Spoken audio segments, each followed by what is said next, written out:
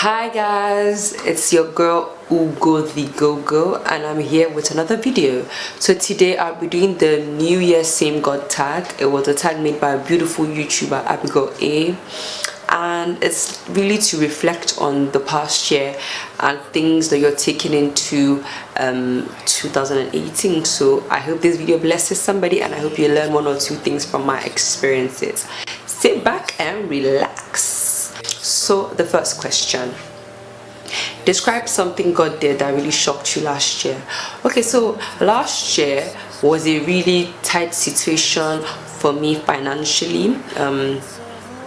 My parents had to, like, you know when your parents come and talk to you and like, girl, there's no money and you need to work and you need to get this and you need to get that, we might not send you money every day, you know, that talk.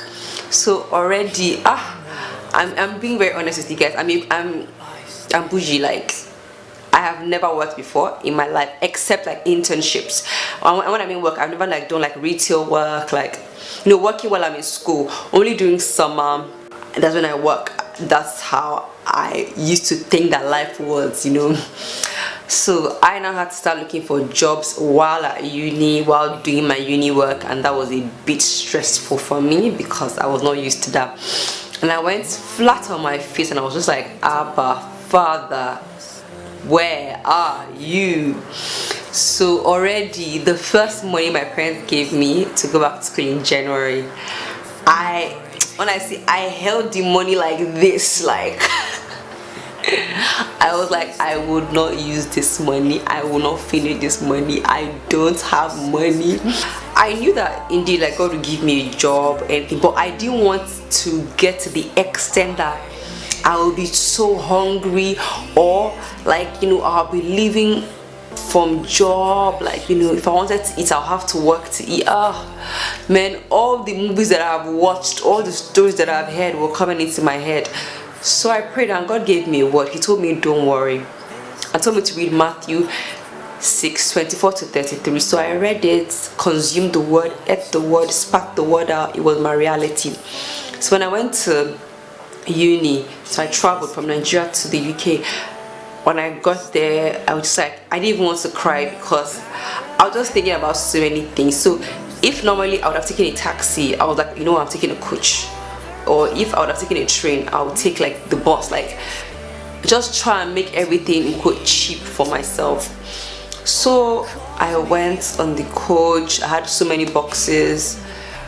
When I got to my uni, because I didn't know the place around there, so I was just like, God, where will I find my way?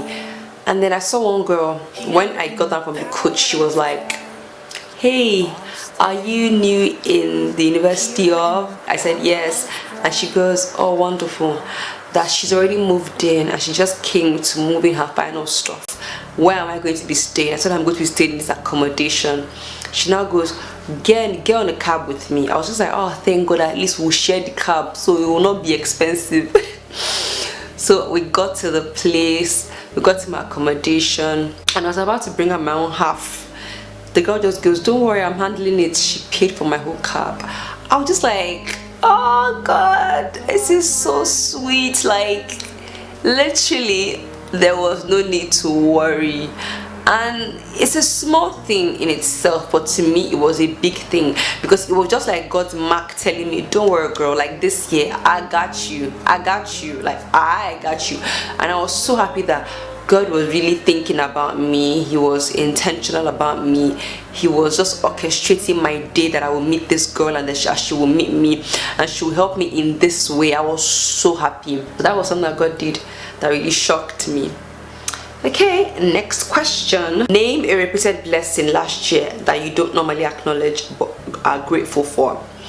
Okay, so like I said, no money, doing things small, you know, conserving my money. I made friends. And when I mean friends, I always tell people I had only 3 proper friends in my university. Like, I had other friends, but 3 people that were intentional about me, and I indeed was also intentional about them. I was just, those three ladies they were really my bedrock in my experience in campus, because I felt like God placed them there for me. I don't know, but God placed them there for me. Now, why am I saying this? I met these three girls in fellowship, and we used to talk. We were in the worship team together, we would sing together, go to each other's houses, sleep over. But then, obviously there were times when money was a bit like rough for me, and I was just trying to like hold on to my penny. In fact, I was saving for the next month, because I didn't know if the next month I would get a job, because I was like a temporary worker, and the thing about temporary workers is that you might get a shift this month and you might not even get a shift next month, or you might be getting one almost every time. So it's very unpredictable. So because of that, I was like saving for my next month, so at least if push comes to shove, I will be able to eat. That was my biggest thing. I wasn't even like buying shoes or buying anything. Those were not my priorities, just that I eat, because I was in school and I needed to like focus. And these girls, like anytime like money was tight for me, anytime like I felt like, oh my god, I've not had a job, what's gonna happen, they'll just call me, come to my house now. I'll be like, okay, are you hungry? I'll be like, yeah, come and eat. And I'll be like, okay. And this is strategic. Anytime I did not have money like that, anytime when my food was dry, they will call me up.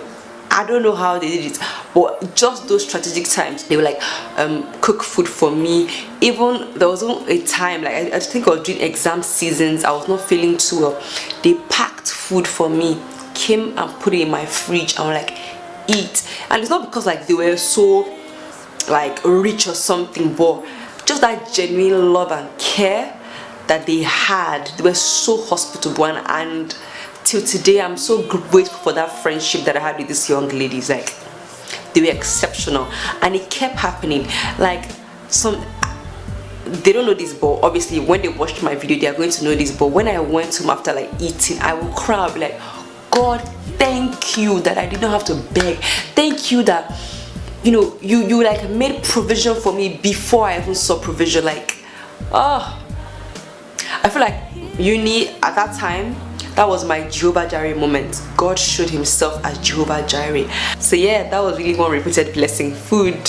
Name one thing you did last year that you've never done before. Okay, one thing I did last year that I've never done before is that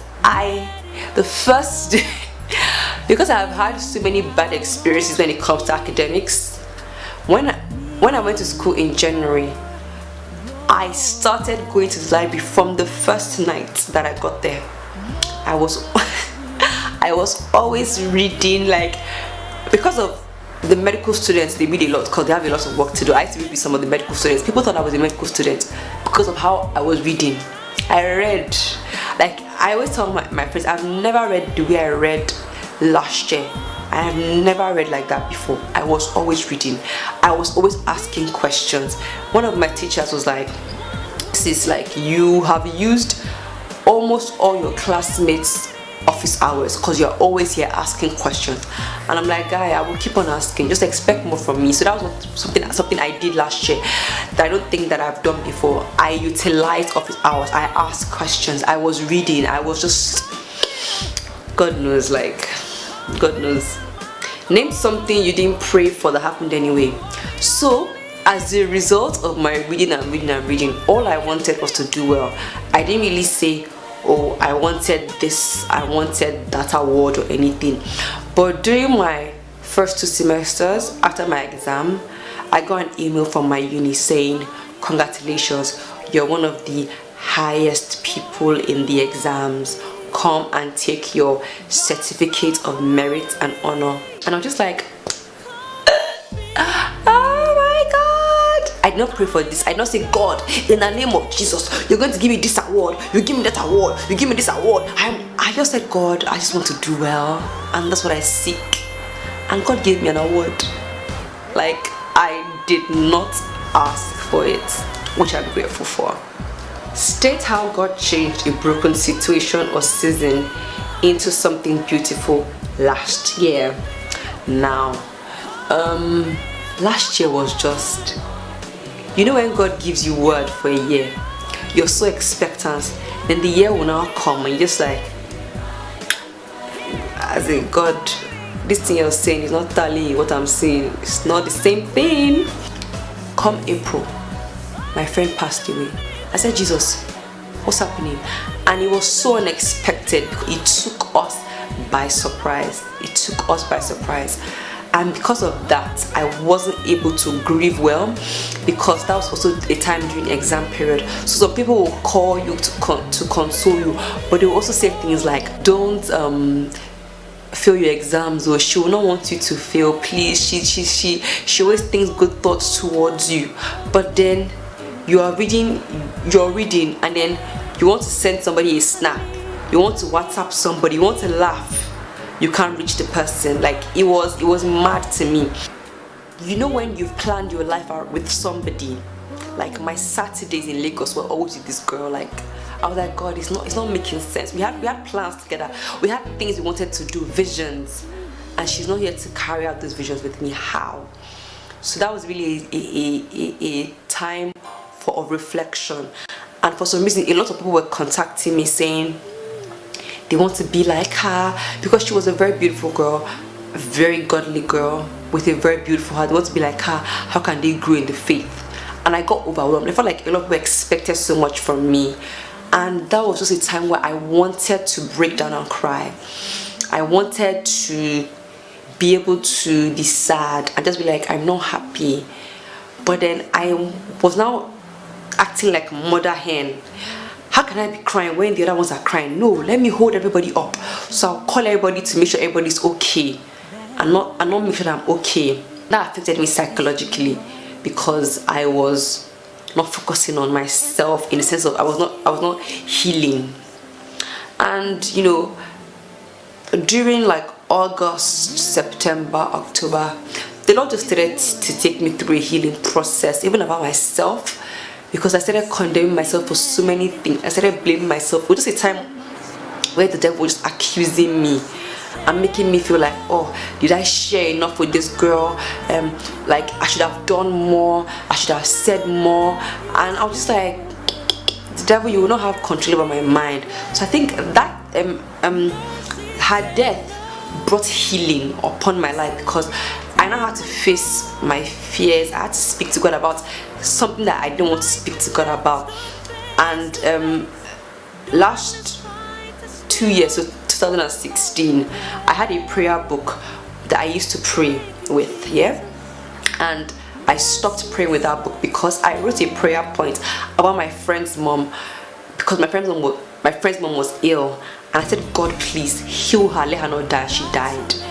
And I felt like God did not answer my prayer, and I felt so angry, and I stopped using that book to pray. I stopped writing down my prayer points. I used to pray, but I never used to, like, because then Bates was an intercessor. Like, I would write things down, I would write the scripture down, I would pray.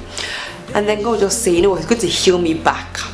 Heal me back, because I was like a broken intercessor, if I may put it that way. And I think her death was like my healing process, because God was now showing me that these people are in beautiful places. This girl loves me so much, and like, she will be in a beautiful place, and you will see her one day. Your friend's mom too was a godly woman. She's going to be in a beautiful place. So right now, what their death even taught me was that I should make the most of what I have here with the people around me. I should share the love of Christ. I should not be hesitant. That people might think of me right now, they might see me and be like, oh, she does too much, or she's, you know, she's acting godly. But then they go back into their rooms and they're like, oh my God, I want what that girl has. I want the love that she has. I want the joy that she has. I want the peace that she has. And what God has been teaching me through their lives is to let your light shine. Like, let your light shine. Sometimes light is offensive to some people if you're in darkness. So that's really what God really taught me at that time. It was a healing process. God really healed me, and even healed some friendships. Could talk to my friends and be more open with my friends. Even it was a year of friendship, to be honest. Like, I addressed certain things in my friendships. I confronted certain things in my friendships. I forgave people. I was open, like it was beautiful. It was really, really beautiful. God really helped me, and He worked on my heart, and He's still working on my heart, and I'm grateful for that. Just one way you grew as an individual last year. Okay, so one way I grew as an individual last year, I grew let's say in my friendships. Like I said, like before, I would be the kind of person that when there's something wrong, I would just allow it to slide. I would not talk about it. I would just let it hurt me.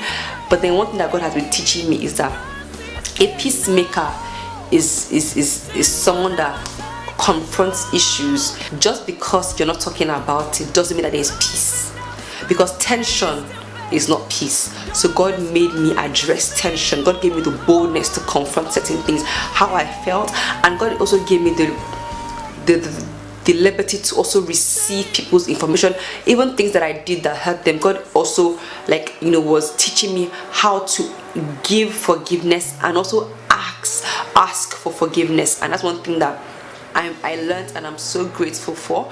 An area I feel like I grew in last year was also in the place of prayer. I grew in this area because I think 2016 was a time where I was praying amiss.